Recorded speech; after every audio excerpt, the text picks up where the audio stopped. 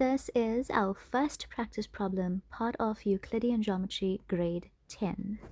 Now here it says in the sketch, RSTQ is a parallelogram with RS parallel to QT and QR parallel to TS. Firstly, let's find those lines. So here is RS parallel to QT. Okay, so we see that. And here is QR parallel to TS.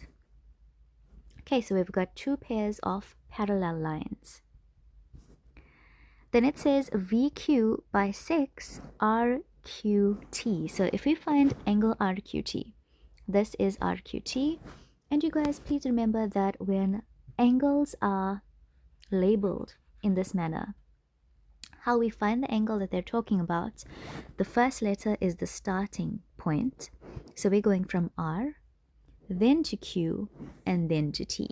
So the angle that we are talking about here is RQT, which is made up of Q1 and Q2 together.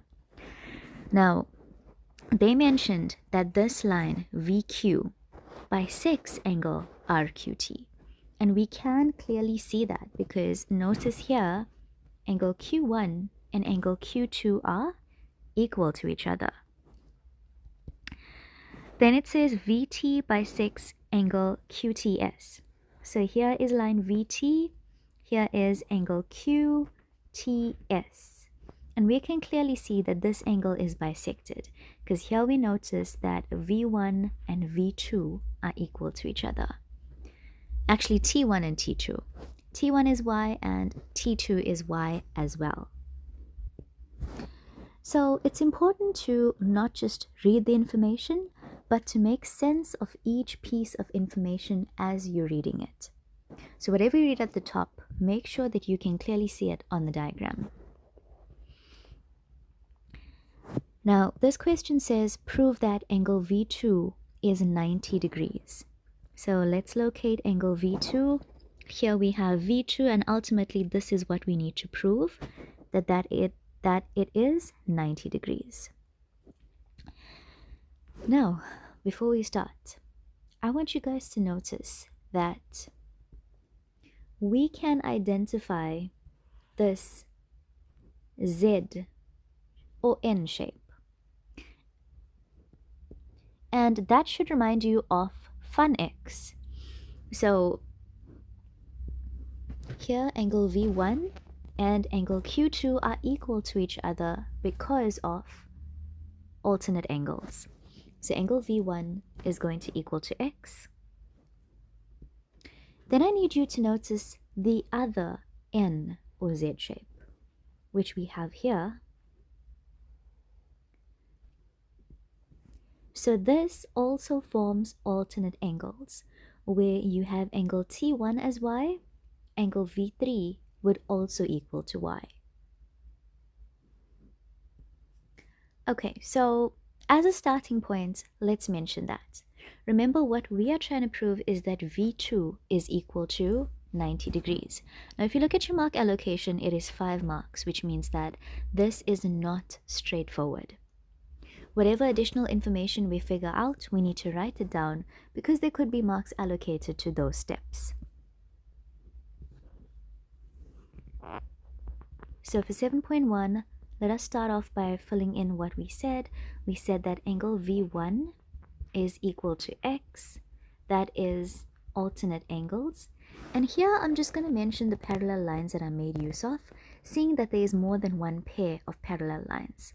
Here I made use of RS being parallel to QT.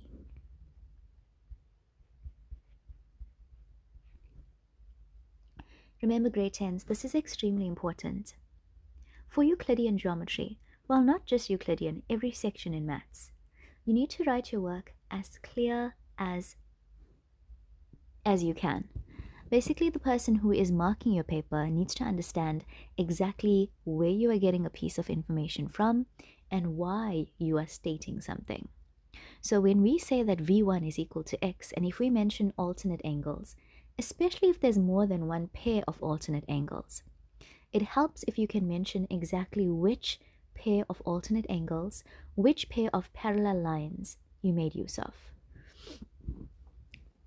So let's go on to mention V3 equal to Y. So we're going to say angle V3 is equal to Y, alternate angles, and we made use of the same parallel lines here. Now here's the thing. We are trying to get to V2, and we need to prove that V2 is 90 degrees. There are no values on this diagram, so we need to find a way of including values here. Now I want you guys to notice that you've got V2 together with V1 and V3 lying on a straight line, which means that if we add V1 plus V2 plus V3, it should give you 180 degrees because these are angles on a straight line. So we can mention angle V1 plus V2 plus V3, and remember V1 is X, V2 is unknown, V3 is Y, all of which is equal to 180 degrees. Those are angles on a straight line. Well, we can abbreviate that a bit. Angles on a straight line. Now here's the thing. Since V2 needs to be 90 degrees, that means that X plus Y needs to equal to 90, which makes sense, right? Because 90 plus 90 gives you 180. Now, that's the next thing that I'm going to go on to, trying to prove that X plus Y is 90 degrees. Because if I can show that, then it's easy for me to prove that V2 is 90 as well. So, to prove that X plus Y is 90 degrees, here is what I'm going to do. I want you guys to focus on this particular shape, which is a U shape, and you guys know this U shape is co-interior angles. Here are our parallel lines. We have co-interior angles, and you guys know co-interior angles are supplementary. So on one corner we've got 2x, on the other corner we have 2y. So 2x plus 2y is equal to 180 degrees. Let's mention that.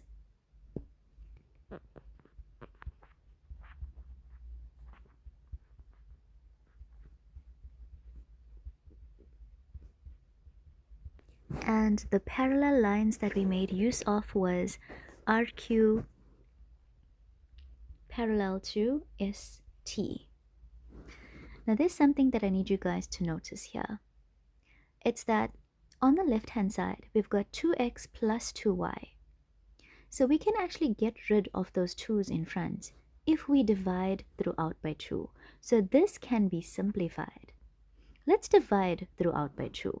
So I mean, it's not necessary for you to show that, but you can. So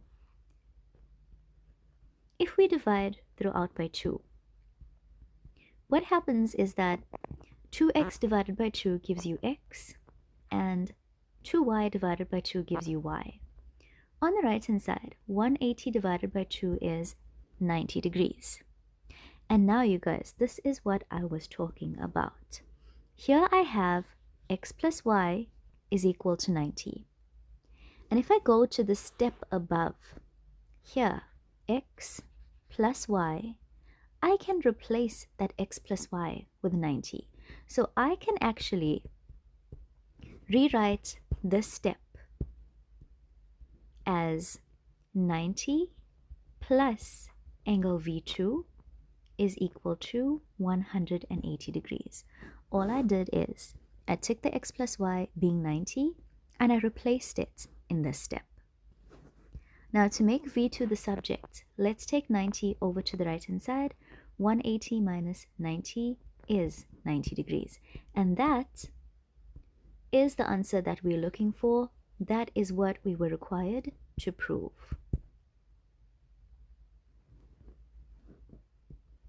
So grade 10s, the concept of Euclidean geometry is quite new this year. You have worked with geometry in grade 9, but that was where you were introduced to basic fun X, working with parallel lines, calculating corresponding co-interior alternate angles, and not working in such an abstract way as you do this here. My advice to you is to do as much practice as you can. Doing 1 or 2 questions is not sufficient in order for you to grasp these concepts, as well as for you to learn the properties of quadrilaterals off by heart. Remember, you are not just being tested on those properties of quadrilaterals, but rather on how to apply them, especially in proof-style questions. Let's have a look at 7.2. So 7.2 says we need to prove that RS is 2 times RQ. Let us find these lines. So also remember to fill in your V2 being 90 degrees, perhaps maybe using a different color here. So V2 is 90 degrees. And now we need to prove that RS, so here we have line RS. This is going to be 2 times RQ. So it has to be twice the length of RQ. So here's something interesting that I need you guys to notice. Let us focus on triangle RQV. So this is the triangle that I need you guys to focus on, RQV. Okay, it's slightly off. Let's redo this. Okay, triangle RQV. And what I need you guys to notice here is that you have 2 angles equal. So what type of triangle is this going to be? This is going to be isosceles. If we have 2 angles equal, we should have 2 sides equal as well. Now here's something interesting that pops up. If these 2 sides are equal, then it means that RV is equal to RQ. Let's write that down. So we can start off by stating the angles that are equal. Q1 is equal to V1. This is 7.2.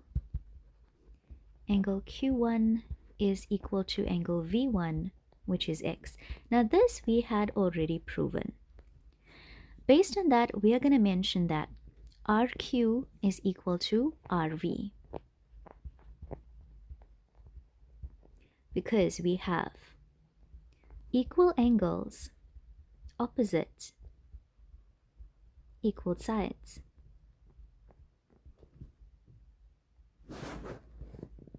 Then, referring back to your diagram, I want you to ask yourself, what shape are you working with? This entire shape, QRST, this is a parallelogram. How do we know it's a parallelogram? This has opposite sides parallel. So surely it is a parallelogram. Since it's a parallelogram, RQ and ST are going to be equal to each other. So line RQ and ST will be equal to each other. Let's mention that.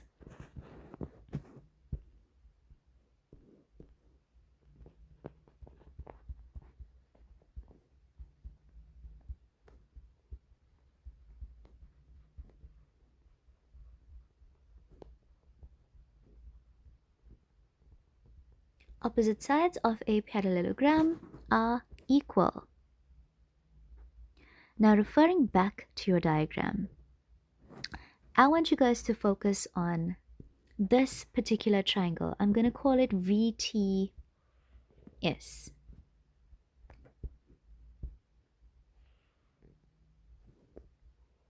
Here, triangle VTS. And you guys, focusing in this triangle, I need you to notice that V3 and Y2 are equal to each other. What does that mean? That means that triangle VTS is also an isosceles triangle. So the side VS and the side ST are equal to each other. But here's the thing. If the side VS and ST are equal to each other, don't we know that ST is also equal to RQ? Now before I write that down, let's just write down what we have within this triangle. Let's mention that we have angle V3 being equal to angle T2, which is y,